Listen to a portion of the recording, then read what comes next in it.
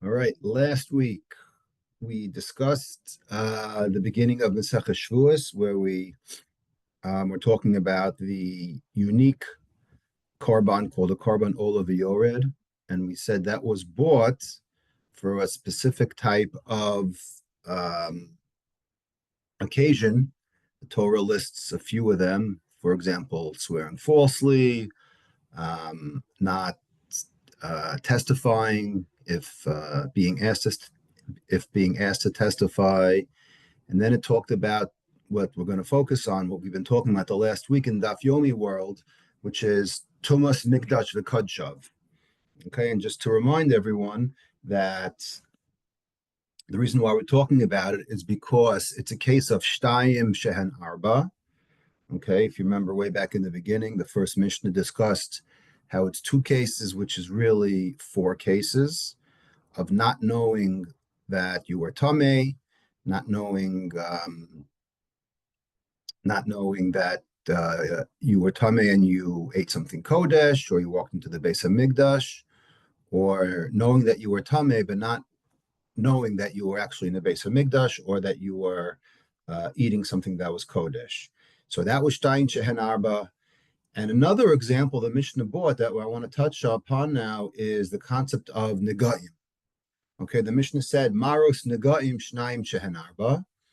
And if you go back to Daf Hey Amud Beis, right in the middle, the Gemara starts with its discussion that we're not going to talk too much about because it's very, very technical, let alone understandable for most of us. So I'll read just a couple of lines just to kick it off. 5b, Maros Negaim Shnaim Shehen Arba. So Tanan Hasam. Okay, Maros Negaim Shnaim Shehen Arba Baheres Azak Hasheleg Shniala Kasid HaHeichal. So we're going to talk about words that we don't know exactly what they mean, but they're words that the Torah uses in Parshas Tazria. There's something called a Baheres. Okay, a Baheres is very, very intense white. Azak Hasheleg.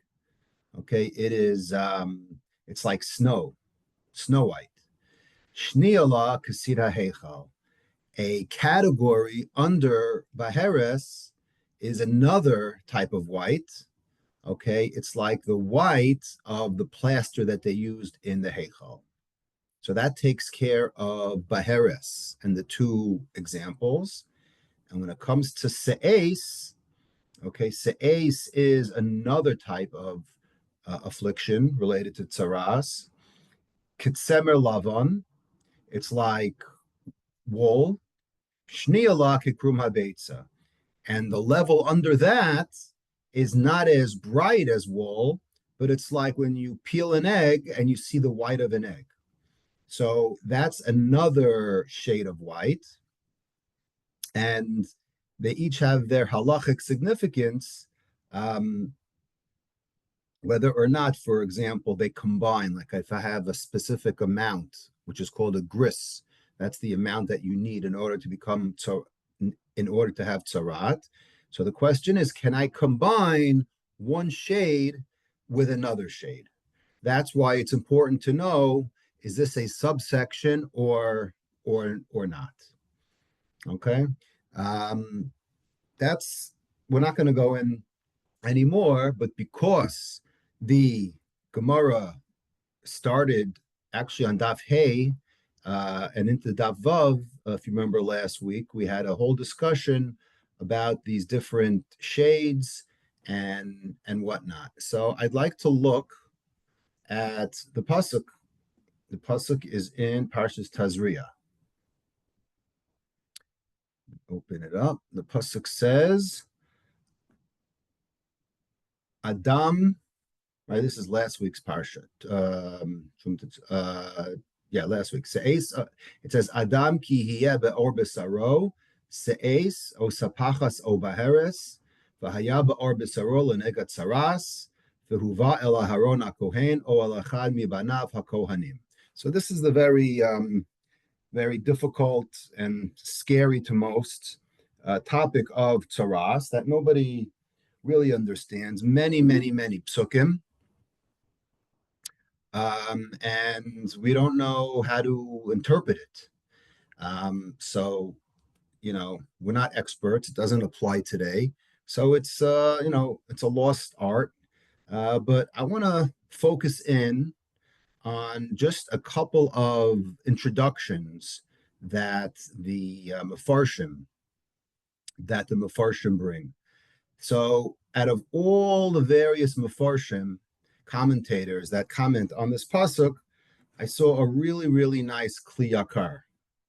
Okay, we bring him down a lot when we have these psukim. And the psukim, excuse me, and the Kli Yakar starts off his introduction as follows: Be'inyan hatzarat, yesh deyot chalukot, ki yesh omrim shehem choli TV, nistar b'toch haguf, umebatz beitz lachutz.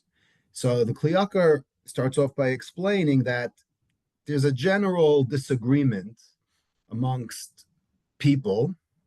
Some say that tzaraat is a natural machla disorder. It's natural, but it's contained within the guf.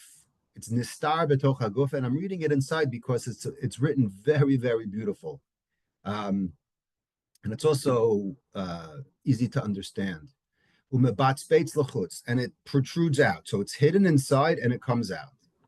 V'yesh omrim, and others say shehakol ba al tzad ha'onesh, and others say that it's all just a punishment. Legalot al reyaso hanisteret b'kirbo, to reveal itself on the ra that's hidden inside. Ubenkach nirul lefarish lashon mitzora. He says, I'm going to explain to you the word mitzora. Okay, I've never seen this other than the Kli Yakar. He explains where the word mitzora comes from. Shehe milah murkevet motzi ra. Okay, like motzi shemra. This is motzi ra, is mitzora, which is literally evil is coming out. Shemegala umotzi lachutz kol ra'ato shebikirbo. All the evil inside of you all oozes out. Hen ha'ifush ha'pnimi. It's the search of your insides. Hen imhu maka re'ehu baseter b'shot l'shono. Meaning, if I strike someone with slander, ve'ein habriot yodin lihishamer mimenu, and the people don't know any different. Al korchach hakadosh baruch hu mefarsem al hachanafim. So God, right, publicizes it. Umotzi kol rato lechutz, kadesha tigala raso bekaho. The only way to prove whether or not that this is lashon hara or not is to see where it's coming from. So if it's coming from a person and he's suffering from tzaraas, so the truth comes out, right? Like the expression, it all comes out in the wash. Here, it all comes outside of him, right? So he's the one that gets punished. So that's really the connection, because we're going to see, or he's going to bring down later about that that lashon hara, obviously we know is the number one culprit for this specific punishment of tzaraas. But the Kli Yakar gives it a nice poetic way of explaining. It's almost like the only way to show that this wasn't true, because we don't really know if lashon hara is true until it all comes out of the person. Ubazem miyushav hakefel b'pasuk she'amar Adam ki hiyeh ba'or b'saro se'es v'haya ba'or b'saro l'negat tzarat. The word b'saro is twice mentioned in the pasuk. Tarte ba'or b'saro lamali. Why does it say that it's in his or 2 separate times in the pasuk? Elalomer lacha shezehu hase'et v'hashever. This is the se'et and the breaking. Ilu hayu b'ish tahor hamachshavot lo hayu mazikin. Right? If this came from someone who is pure, then it wouldn't have been turned into such a big machla like it did. Lo haya mazikin ki benakel lefuatam. It would have been easy to heal. Ach mitzad heyotam be'or b'saro shel zeh. But because it's still in the skin, so to speak, of this person who's sinning, al korchach na'asu l'neged tzarat. Then it made the leap to turn into neged tzarat. Umizeh matzu lahem chachmei torasenu smach. And this is where we found our smach, our foundation. V'rubam yatzu lilkot min haTorah min neviim min haksuvim. Okay, prati. Now, once we know this, now we're trying to find what is the source. What exactly does this come from? And then he brings the Gemara in Erechim that says al zayin dvar negaim bayin v'kulan yesh smach min hapsukim. Okay.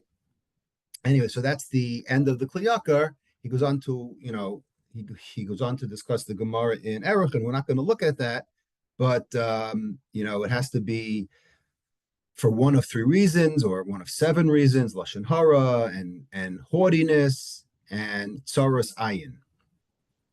Okay, so that's really the introduction that the Kliyakar says. I found it interesting that when I was looking at the various mefarshim, we always bring down the Rashbam a lot because he always is the Pashtan. He's always saying, exactly, the simple meaning. So here the Rashbam says, Kol parshiot nige adam v'nige begadim v'nige batim umarotehen v'cheshbon hasgeram usa'aris levanos usa'ar shachar b'tzahov. Every single thing you wanted to know, that's it. Everything that's included in the categories of tzaraas, ein lanu achar pshuto shel mikra klum, which is a basic way, a nice way of saying, like, we have no idea what it means. V'lo al b'kiyut derech eretz b'nei adam. Don't even waste your time thinking about it. Everything you're reading, says the Rashbam, is completely, as they say, over our heads. Ella hamedrash shel chachamim v'chakuseihem v'kabluseihem mipi chachamim harishonim huikar. Basically, trust what our Mishnah says, what the chachamim say, what the Medrash says, because that's really the only way of explaining this. Which is the reason why I'm bringing this, because it's very ironic. Because as I mentioned, the Rashbam was always the one who said, "Ein hamikra yotze b'dei pshuto." Right? You have to learn simple way of understanding the verses, the text. Don't go all over the place and make all these fancy drushes. That's what the Rashbam usually says. Here, the way I understand this, he says just the opposite. He says, we have no idea what these psukim mean. We need desperately the help of the Chachamim and the Mishnayos to explain. So that's an interesting take on it from the Rashbam. But where this mitzvah gets all of its press is from the Sefer HaChinuch. Because when you talk about probably top 10 most famous Minchas Chinuchs, I think this ranks up there because he uses this mitzvah of tzaraas as one of the key fundamental aspects of Judaism. Right? You would never think that this is where he enters into the discussion of hashgacha pratis and hashgacha klalis, but this is exactly the opportunity that the Sefer Chinuch uses in discussing this basic tenet of Judaism. Okay, so let's at least start reading the Sefer Chinuch. I'm reading from mitzvah number 169. Mitzvahs inyan tuma mitzora. L'tamei ada mitzora, klomar shemitzvah hi aleinu shekol mi sheyeh mitzora sheyavu el hakohen lishol al tzarato. Okay, anyone who has a question about whether he has tzaraas or not should go to the Kohen to ask v'hakohen yitamenu or yitaharenu, and the Kohen will analyze it and decide if he's tahor or tameh. V'hu yitneheg al pi haTorah haksuva, and he will act accordingly. Kasher yitzavenu hakohen, v'lo yikach hadavar kechol haba b'mikra. Okay, so first interesting thing, and the Kohen should take it seriously, or the person, they should both take it seriously as not just a haphazard skin disease, right? Like you have a rash, so you say, oh, I have a rash because I sat in the sun, because I sat over here, because I, whatever, because I had something I was allergic to. He shouldn't think that it's just a coincidence. He should realize that it was the greatness of his sin that caused it.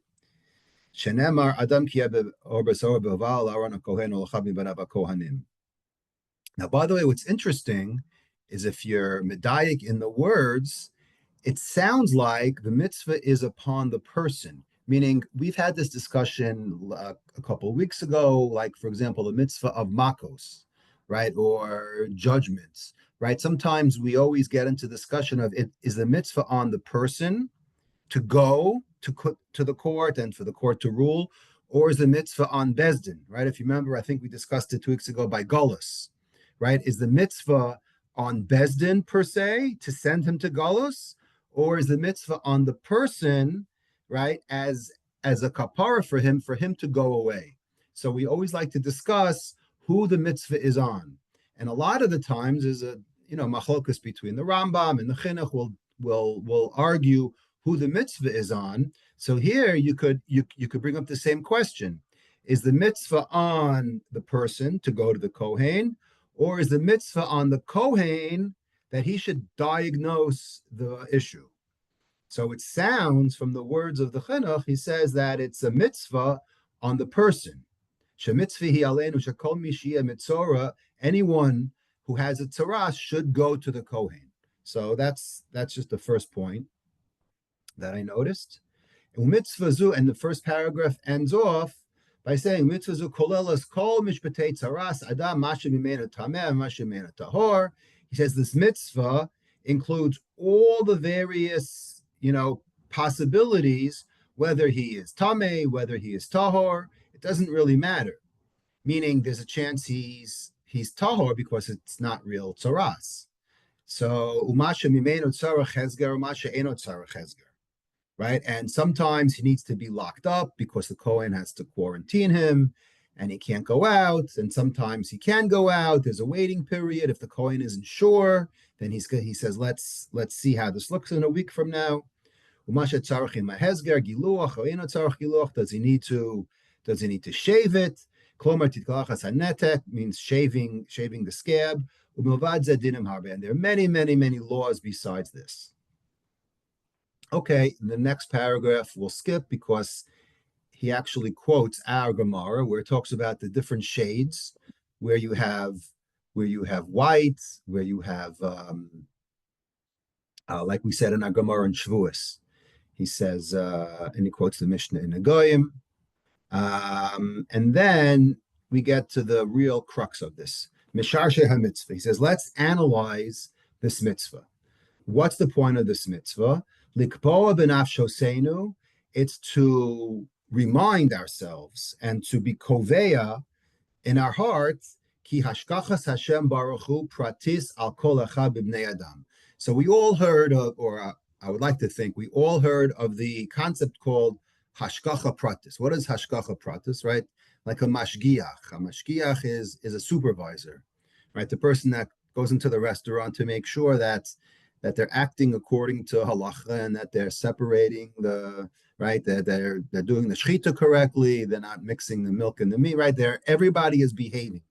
So in order for it to run properly, it has to be supervised. So we have a grand supervisor in the world, and he is pulling the strings on everything, right? That's what we call pratis. It's individual, right? Meaning everybody is controlled. Doesn't mean that we're not that we don't have free will. It means that we're looked at and being watched and supervised is a better word, individually, as opposed to klali, which means as a group. So let's see what the difference is. So ki hashgachas Hashem hu pratit al kol achad b'bnei adam. The hashgacha pratis is on every single person. V'chi einav bekuchos al kol darchehen. And his eyes are observing us in all of our ways. Kamosha Amar ki einav al darchei ish v'chol tzadav yireh. Quotes a pasuk in Iyov that says that God's eyes are upon us always. All of his steps he shall see. V'lachen huzharnu latet lev el hacholi hara hazeh v'lachshov ki yachet garamoso. Therefore, the whole purpose, again, this is an unbelievable chiddush that the chinuch is coming up with. He says the whole point of this disease is it's kind of like a postcard coming down from Shamayim and saying, hey, God's watching you. Don't think that just because no one else knows what you're doing, you could get away with it. There is direct hashgacha from above. That's exactly what the chinuch is warning us. He says, "U'lachen husharnu latet lev el hacholi hara hazeh v'lachshov ki yachet garamoso." This sin is what caused your tzaraas. Kvar amru zichronim levracha ki bechet lashon hara yavo bero v'lo nikachenu derech mikra. That he quotes the Gemara in Erechim that it's mostly from the sin of lashon hara that this machla is coming. And don't think you just woke up with it. You had a bad day, right? You had an allergic reaction to something. That's not where this came from. So if you take it one step further, you're like, okay, then why don't you go to the doctor? What are you going to the Kohen for? The reason why you're going to the Kohen is because this is something spiritual, right? This is not anything that a dermatologist could figure out by giving you some kind of ointment. This is more on the spiritual side. So therefore, you have to go to the Kohen. He's the Omed L'Chapara Sachotim. He is Mr. Kapara. The Imchevrat Hamachaper Ulayahara B'tshuva. And hanging around the right people, the Kohanim, maybe that'll lead you to tshuva. The Yuskar Ktsas Yamim, Kadesh Yashav Elibo Inyanav B'mitun V'yafashish Maisav. And it'll cause maybe some tshuva, and you'll have some time, away, some time by yourself to think about, like a timeout, like we give our kids, right? To think about what you did. Sometimes it's 2 periods of hesger, shema hihar b'tshuva, v'lo tshuva shleim l'gamrei, because you're not completely healed, so we're giving you more time to think about it. So to speak, that let's say you stole and you want to do tshuva, you're like, you know what, I'll return half of what I stole. So you return half, and then like you're still suffering, you're like, okay. Then something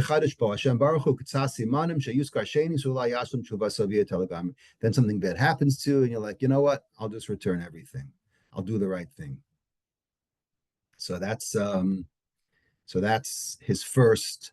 Now, if he didn't go on any further, you would say, wow, that's amazing that the whole entire point why we have this mitzvah is to remember that we're being, like I said, we're being supervised individually, okay? Hashgacha pratis, that there's nothing we can do to escape the supervision of God.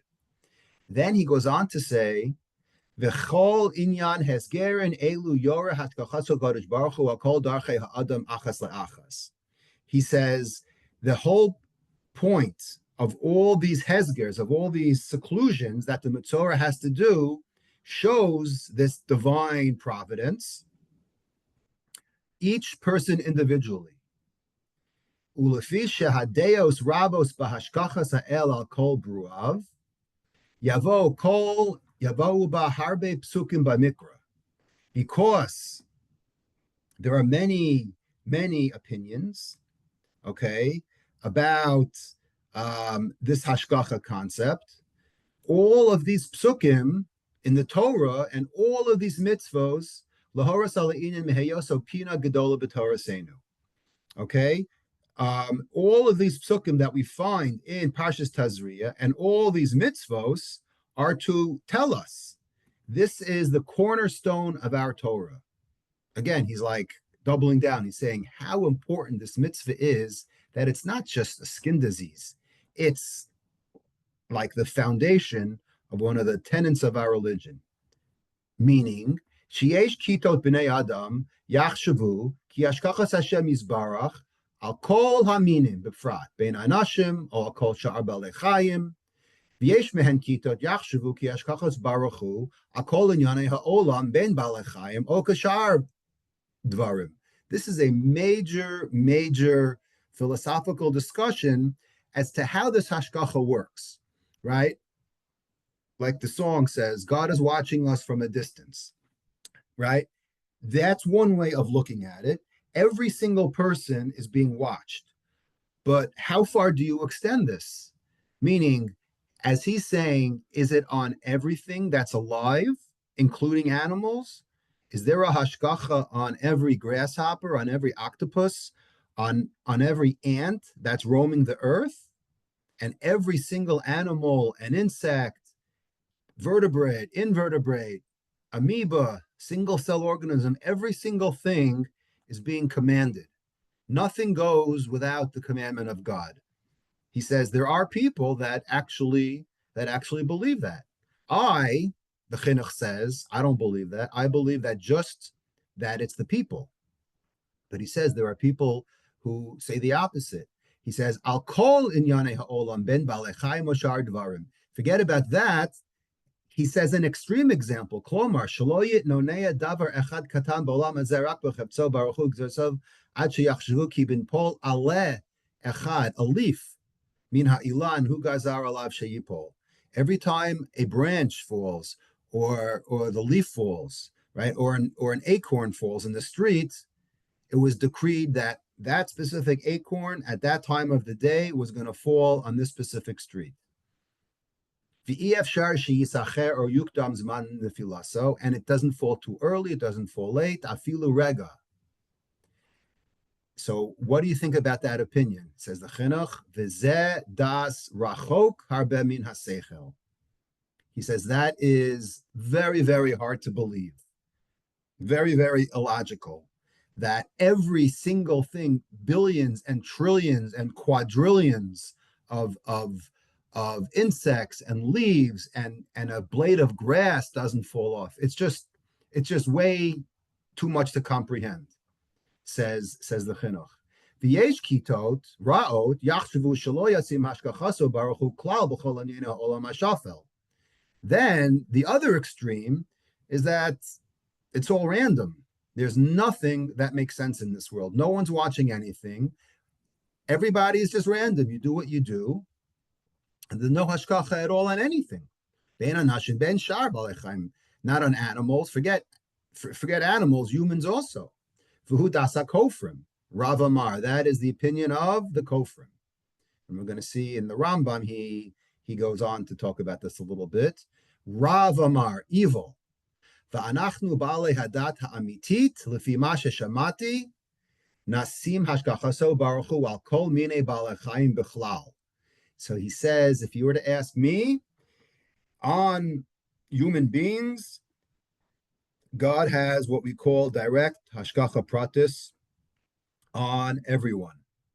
Al kol ba'alei chayim b'chlal. Shehem min haminim hanivraim ba'olam yiskayem la'olam lo yichle v'yovad kulo, it won't be destroyed. Ki b'hashgacha yimtza kiyum l'chol davar. With this hashgacha, everything will survive. Ubemin ha'adam na'amin ki hashgachaso baruch hu kol echad v'echad b'frat.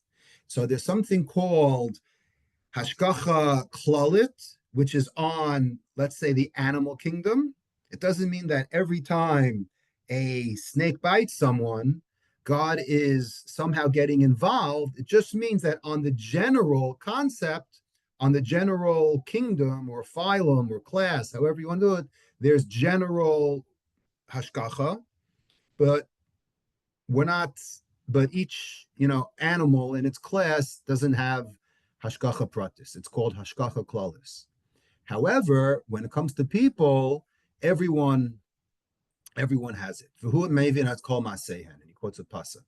V'chen kibalnu migdolenu v'gam nimtza al zeh harbe ksuvim yor ki ha'inyan kain V'lachen hisartanu haTorah ki b'hagia el ha'adam ha'choli hara.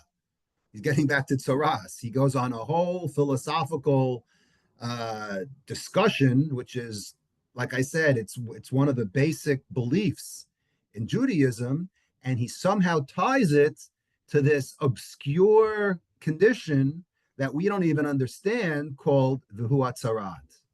And that's what it all comes down to. Ki b'hagia el ha'adam ha'choli ra. When a person gets this tzaraas, shalo yikachena derech mikre. Don't think it's a coincidence.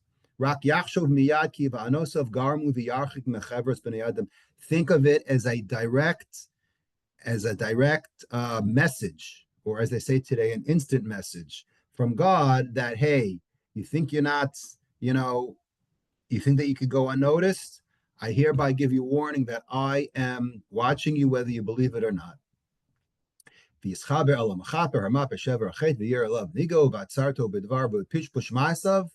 through tshuva and through doing things better, wow. So v'zeu inyan hesker, and this is the whole concept. So that's pretty deep. And the Moreh Nevuchim, I just want to read just a little bit of the Moreh Nevuchim, because he really summarizes. Now, I don't really do the Moreh Nevuchim a lot, if at all. I know there's a weekly share on it, but if you go to chapter 3, 317 of the Moreh Nevuchim, 16 and 17 is where he discusses, the Rambam discusses, he says, Deos b'nei Adam ala ashkacha min chamesh. It's a very long, I don't want to do all of it. I just want to just give a few minutes of the highlights. He says that there's basically 5 different theories regarding hashkacha. Again, divine providence. There's 5 different theories. The Kulan Kidumos. And he says they're all ancient. Klomar hendeos shenishmu mizman hanevim. They go all the way back from the times of the Nevi'im. Me'az shehufia haTorah hamitit hami'ira et kol ha'machshakim halalu. He says it goes back all the time. It goes way back to the time of the Nevi'im, when the true law, when the true Torah was revealed to enlighten basically the dark world, so that we could understand that. He starts on the left, we'll call it, Das HaApikores. The Apikores says, Ein Hashkacha. He says, we'll go with the most extreme, Hashkacha doesn't exist. Right? He says, Hadas Harishoni Hamira Shalatoin Shein Hashkacha Klal Al Shum Davar B'chol Metzias Hazos. He says, everything, V'shekol Ma Shenimtza Ba U'B'chlal Zeh Hashamayim V'Zosam Kore B'Mikra U'Kefisha Mizdamen. It's all perchance. Nobody rules. We're in a random universe, right? Think of, I don't know, who's probably the smartest mind in the last 100 years, Stephen Hawking, right? This is what he thought. He thought there's no God. The people who you meet and someone you have a connection and you meet someone, you say, oh, Hashkacha. He goes, no, it's just random. I mean, there's no one pulling the strings. There's no orchestra. There's no conductor. It's all basically random. This is what he calls the Apikores. All right. The second one, he just says das Aristo. Right. The Rambam calls Aristo as Aristotle. He says, yeah, there is kind of hashkacha. He says, she'al chelik min hadvar me'esh hashkacha v'hem Manhagim bidei manhagim bidei mesader v'chelka mufkar lemikra. He basically says it's half and half without going into it. He says basically half the world has a someone in charge, and the other half is left perchance. Okay. Then he quotes Ashariya. Okay, that's the Islamic theory. We're not going to talk about that. The fourth is Dad HaMetuzala. Again, we're not going to talk about that. And then comes the fifth one, which is Das Torah. He Datenu. He says Das Torah, Yisod Torah, Moshe Rabbeinu, B'chol HaHolchem Achareya, Hu Sha'adam Hu Bal Yocholat Gemura. Right? This is classic free will, right? This is, you have on the one hand, God knows everything you're going to do, but on the other hand, we're Bal Yocholas Gemura. We could do whatever we want. Klomer Shehu B'tivo B'Bechiraso, we have Bechira Chavshis, Ubertsona Osa Kol Masha Yachol Ha'adam Lasas. You could do whatever you wish. No one is stopping you. Blisha Yivro Lo Davar Chadash Klal, V'chol V'chen Kol Mine Balechayim, Na'im Birtsonan. Every single person, every single animal, every single earthworm moves as they wish.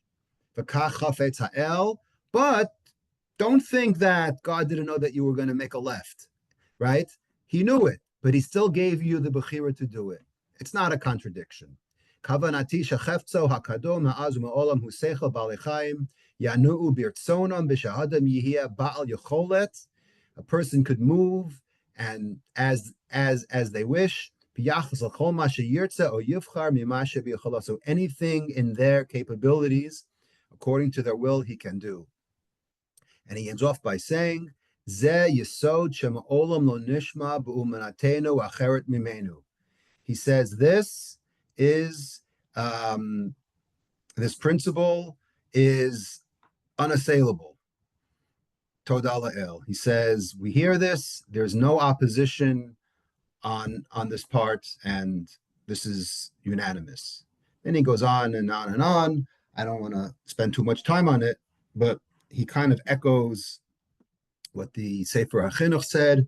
And how did this all start? It all started from a innocuous mitzvah of tzaraas that led to us unearthing this major tenet of Judaism, which is hashgacha pratis. So I thought that would be very interesting. I wanted to move on to a different area we had on Daf Tes. Let us open up Daf Tes Amud Aleph, which was the Daf on Shabbos. We spoke about getting back to the Korban Olav Yored. We had an opinion in the Mishnah that was discussing, well, why do we have so many Se'irim, right? Remember, we have the Se'ir of Rosh Chodesh, we have the Se'ir of the Regalim, we have the Se'ir on Yom Kippur, so it got a little complicated, but there were 3 or 4 different Tanaim that disagreed over the purpose of what these Se'irim took care of. Because after all, these Korbanos had to have a purpose. They were a Korban, right? It was part of the Musaf, right? So what was it being Machaper? Whenever we bring a Korban, it's to be Machaper on something. So we're trying to figure out what these Se'irim take care of. So the Mishnah said, Al she'ein ba yediyah b'tchila v'lo b'sof, Se'irei regalim, Se'irei roshei chadashim Machaper div Rabbi Yehuda. Rabbi Yehuda was of the opinion that the Se'ir of the Regel and the Se'ir of Rosh Chodesh, okay, that takes care of Tumas Mikdash V'Kadshav, where you didn't know in the beginning, you walked into the Beis HaMikdash, and you never knew in the end. And if you live 120 years, you'll still never know. So you don't know, no one knows, so who's the only one who knows? There's one person left, right? The one who counts, the man upstairs.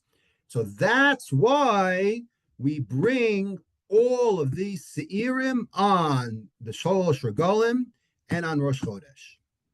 Now, just as an introduction, you would be very, very fascinated to know that there's a Tosefta at the end of the Gemara, and I mean at the end of the book, because Toseftas were basically brises, parts of the Gemara that never made it into the Gemara. It was added at a different time, and every shas in the back has what we call a Tosefta. So it's not really learned a lot. Sometimes it's brought in a Gemara, but this is not brought in the Gemara. But if you look at all the way in the beginning, it's Tosefta Shavuos, Perek Aleph, number Bet. Hayar Rab Shimon Omer, right? as just a way of introducing this Tumas Mikdash V'Kadshav. Again, it's someone who was Tameh, forgot about it, then either ate a korban, okay, that was kadosh, or was in a place that was kadosh, like the Beis Hamikdash. So why are we stressing so much about this Avera? Like, it's so important that the Seir on Yom Kippur or the Seir on the Regalim takes care of it, right? After a while, after like 3 or 4 days of learning about this, you're like, what is so bad about Tumas Mikdash V'Kadsha, for crying out loud? So that's why we have to learn this Tosefta if you even want to understand why it is that the Gemara is in such tzimis about figuring out what korban takes care of what. So says the Tosefta, Higher Rab Shimon Omer, Kasha Tumas Mikdash V'Kadsha Mikol Avera Shebetorah. Wow. Rab Shimon, who's mentioned in the Mishnah, says when it comes to Tumas Mikdash V'Kadshav, it is the worst out of all the Averis in the Torah. Why? Shekol Averis Shebetorah Miskapros B'Seirachas. The Tumas Mikdash V'Kadshav Mischaprin B'Lamid Beis Seirim. Right? He says you have to take care of the Seir on Pesach, the Seir on Sukkot, the Seir on Sukkot, the Seir on Rosh Chodesh. If you add 12 plus 8 plus 7, you add up all the numbers, you come up to 32 Seirim. That's his proof that this, right? We thought we just finished learning Sanhedrin and Makos for 6 months, and we went through all the various sins that a person could do, right? But you get Malchus, that you get Kares, that you get Tumas Mikdash V'Kadshav, right? Last I checked, wasn't like one of these biggies that we harped on for a lot until you get to Maseches Shavuos. Then you realize how stringent it is. But for 6 months in learning Sanhedrin and Makos, you're like, okay, it's not like a big deal. Until you understand, though, that Rab Shimon says that you bring 32 karbanos for this, now you understand why they make such a big deal about it. And it's only in the Tosefta. Kol aver shebetorah miskapros pamachas b'shana v'tumas mikdash v'kadshav miskaperes b'chol chodesh v'chodesh. All the averos that you do, that what the kapara is only once a year on Yom Kippur. V'tumas mikdash v'kadshav, every single month we need a kapara. That's how bad this sin is. Shenamar lachem chayani ne'um Hashem Elokim im lo ya'anes mikdashi timeit. He quotes a pasuk, the Tosefta quotes a pasuk in Yechezkel. Kashin hen shekotzin v'toeva shasita v'tumas mikdash v'kadshav kasha mekulan. Right? Tumas mikdash v'kadshav is the worst out of anything.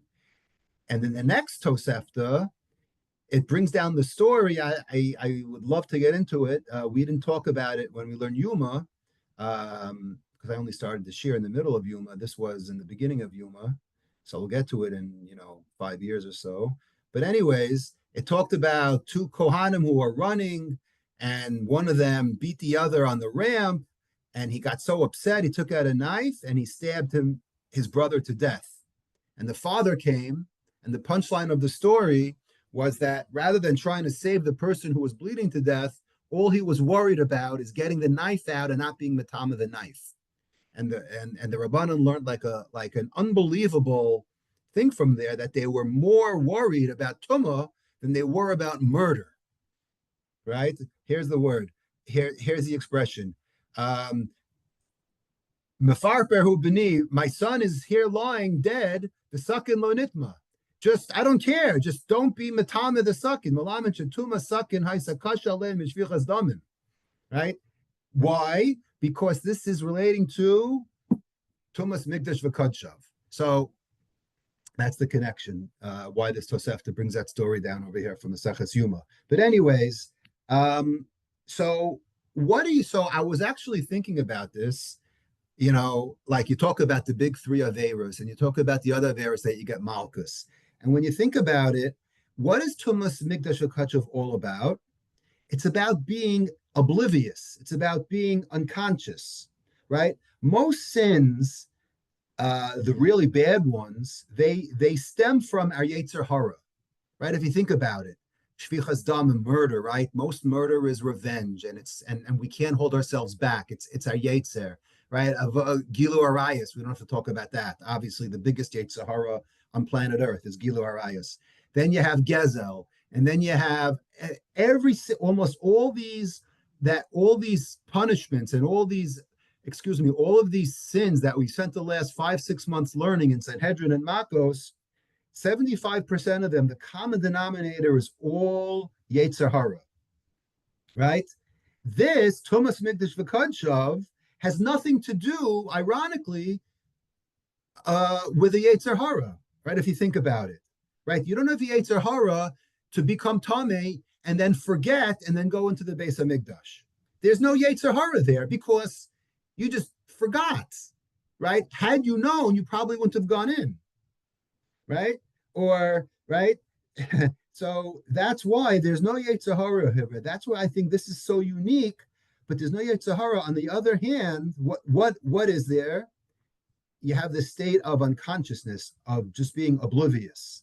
When you're oblivious from your surroundings, that coincidentally can actually be worse than a sin that's caused by your Yetzer Hara, right? I was thinking about, like maybe a possible proof is right. Remember when Yaakov in Vayetze, it says that he went to sleep and he had the dream of the ladder, and then he woke up and he said, "Achen yesh Hashem Elokim b'makom hazeh v'ani lo yadati."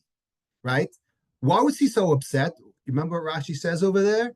He says, "Lo yadati," because had I known, I wouldn't have had the chutzpah to sleep. Here I am in the holiest place in the world, the Beis HaMikdash, and I had no idea where I was. Now, it wasn't his fault because Malkum HaMikdash wasn't known to everyone, but he's lamenting the fact that now that he knows the opportunity that he blew, right? He blew the opportunity. Rather than doing something holy, he took a nap. So in Yaakov's eyes, he was oblivious to the fact that he could have done much more, right? Now, sometimes you're oblivious to facts, and sometimes you're oblivious to situations. I mean, the biggest example I thought of was, we hold a person by the name of, if you remember the Gemara in the Kamsa Bar Kamsa, we hold a person by the name of Zachariah ben Avkulus responsible, without getting into all the details, we don't have time, but after the whole story about Kamsa Bar Kamsa, they wanted to appease the king, so they wanted to bring a korban, but they had to put a mum in it, and Zachariah ben Avkulus said, no, we can't put a mum because they're going to say that mums are accepted, and they're like, what are you talking about? Like someone was killed, right? So Zachariah ben Avkulus was like oblivious, and there's a very famous Maratz Chayas over there that we actually discussed 2 years ago when we did this in Masechet Gittin, if you remember. But basically, the criticism that this poor Zachariah ben Avkulus got was that he couldn't understand the gravity that they were dealing with a king who was about to decide to murder all the Jewish people because of the story of Kamsa Bar Kamsa, and it all could have been avoided had he just bent the rules a little bit and become more aware of the situation. And I think that's what this whole Tumas Migdash V'Kadshav is. After learning this for 5 or 6 days, again, it's like what Tosefta says. What is such a big deal about not knowing where you are? So it's funny because we said the 2 examples are that if you became Tameh and forgot that you were Tameh, what's the Stein Shehen Arba? The extra ones that we added, no, you knew that you were Tahor, but you had no idea that you were in the Beis HaMikdash. And everyone's like, how could you not know you're in the Beis HaMikdash? I understand if you became Tameh and you forgot, okay, we don't take Tumah seriously. You're telling me that you knew that you were Tameh and you were unaware that you were in the Beis HaMikdash? That sounds preposterous. But nevertheless, that's the Hen Arba. That's the extra that we added, right? And we saw it, example by Yaakov, where he says, oh, I had no idea where I was. So that's why I think that this is such a big deal, this status of just not having awareness and being completely oblivious to important situations. You see it today in the news about, not knowing what to do, not realizing when you have a grave situation and you completely blow it by completely oblivious. I don't want to talk about examples. I don't want to get political, but everybody in the back of their mind is thinking about relevant things, in the last few weeks where people are just not handling situations well. And a lot of it, unfortunately, has to come down to obliviousness, if that's a word. We're going to now start the Gemara on Daf Tes. Amar Rabbi Yehuda Amar Shmuel, my time with Rabbi Yehuda. Why does Rabbi Yehuda say, we're on 9a right in the middle, why does Rabbi Yehuda say that the Seir of Rosh Chodesh and the Seir of the Regalim atone for Tumas Migdash for Tumas Migdash v'Kadshav when you had no idea that you became Tameh, and you had no idea ever. You went through your whole life not knowing that you were Tameh, and you went into the Beis HaMikdash or you ate Kadshim. So the reason is, according to Shmuel, Amar Kra, U'seir izim echad l'chatas l'Hashem. Chet she'ein makir bo el Hashem yehesar ze mechaper. Oh, so the first thing is that what? Is that it says in Parshas Pinchas, we read it every month, the last pasuk in the Rosh Chodesh laning, right, is U'seir izim echad l'chatas l'Hashem alas hatamid yaseh v'nizka. That's how the laning ends. But it's a funny way of saying that you have to bring a seir. Okay, there's different karbanos you bring, but one of the karbanos musaf is a chatas. But it says chatas la Hashem. Okay, God is somehow involved. Meaning, why do you bring a chatas? By definition, a chatas is only brought for a sin. Okay, a woman brings a chatas if she gives birth. That's a discussion, right? And when you talk about famous, controversial chatas, we always talk about the yoledes, and then we talk about the nazir. Okay, the nazir is a whole discussion about whether he sinned or not, and the yoledes, the woman who gave birth, is also a discussion about the sin, right? We always ask, what sin did she do? We had that a few days ago in the daf about how she made a shvua that you wouldn't have any more babies, and she did anyway. But anyways, so what's the chait over here? So the chait is that it has to do something, right?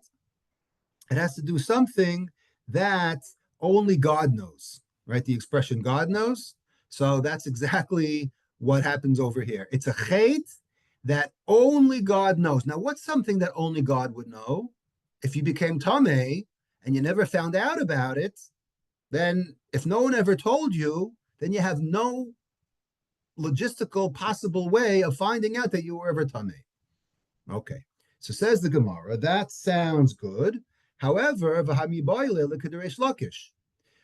that pasuk of Chatas LaHashem, I need for a completely different drasha of Reish Lakish. Dam Reish Lakish, Manishtana Seir Shel Rosh Chodesh Shenemar Bo LaHashem. Why does it say Chatas LaHashem only by Rosh Chodesh and not by any other karban of Pesach, Shavuos, and Sukkot? What's so special about Rosh Chodesh? Because Rosh Chodesh has the element of the moon.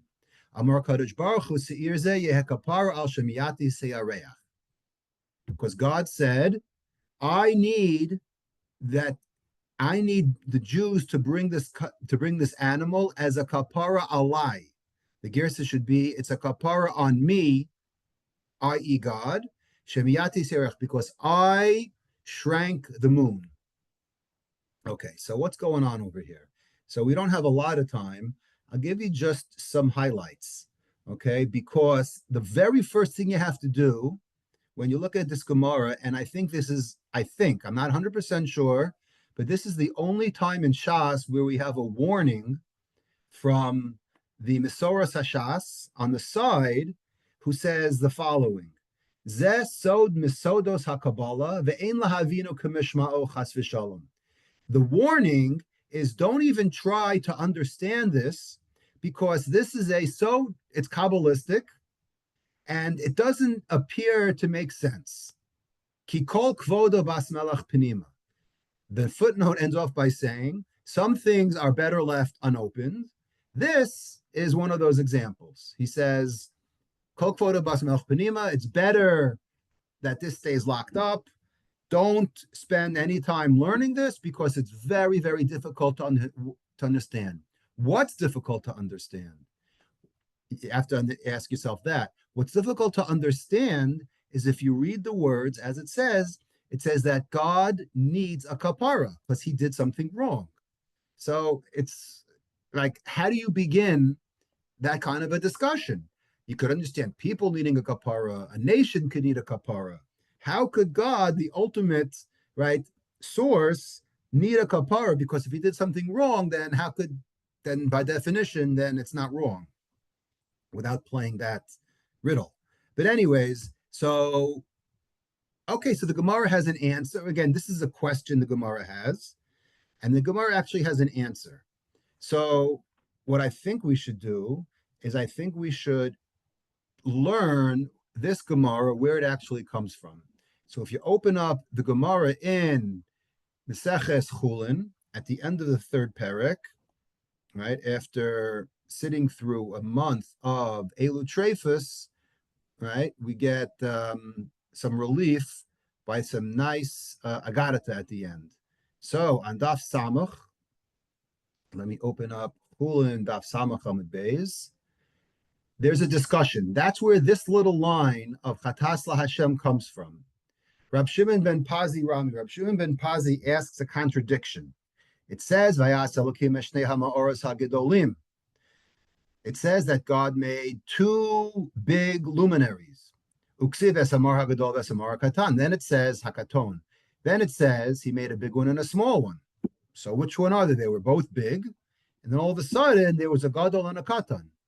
So this is a story that we all learn in fourth grade. And we don't know what it means, but everybody knows this medrash, right? There's some medrashes that everybody knows, but this is not actually a medrash. This is actually a Gemara in Chulin. Amar Yareach Lifnei Kodesh Baruch Hu Ribono Shalom Efshar L'Shnei Malachim Sheishtamu Beketer Echad, right? Like the line, right? This place isn't big enough for both of us, right? How do you have two malachim, me and the sun? How are we going to wear one crown? How could we both, right? Like they say in sports, right? When you have two quarterbacks on your team, you have no quarterbacks, right? Here it says it just can't work out.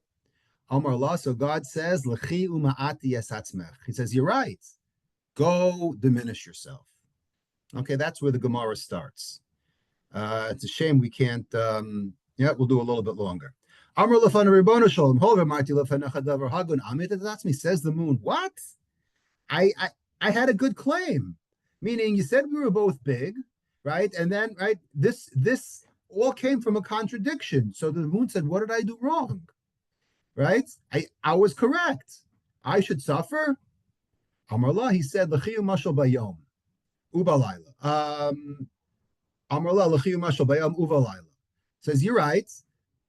But you know what? You're going to be, you know what you have over the sun? You're going to be at night and you're going to appear in the day.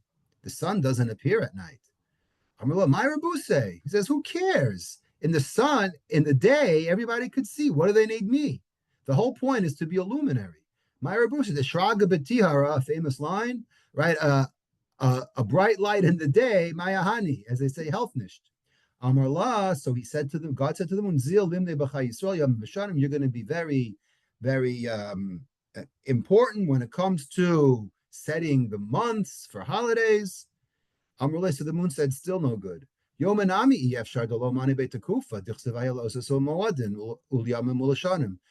line is we follow the solar calendar, right? That's more important because that determines the seasons, i.e. Pesach, right? Ramadan, that whole discussion. So God says, Zil likrul tzadiki b'shmecha. Okay, you'll be a katan, but there will be people in the future that will also be katan. Yaakov a katan, Shmuel a katan, David a katan. Without going into details what that means. Still, this debate went on and on. Chazi deloka misvadaite. Right? God saw that the moon still was, he was still dejected. Amar Kodesh Baruch Hu, Heviya kapara alai. So God said, you know what? I made a mistake. I need a kapara. You have to bring a kapara for me, Shemi atati yareach, because I made the moon smaller. So God admits, if we could say this, defeat.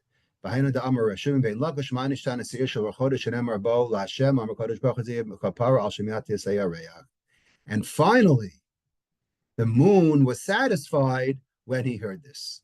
So it's 9 o'clock.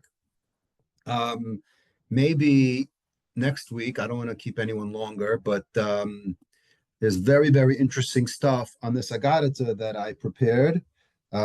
So maybe we'll do a little bit next week on this.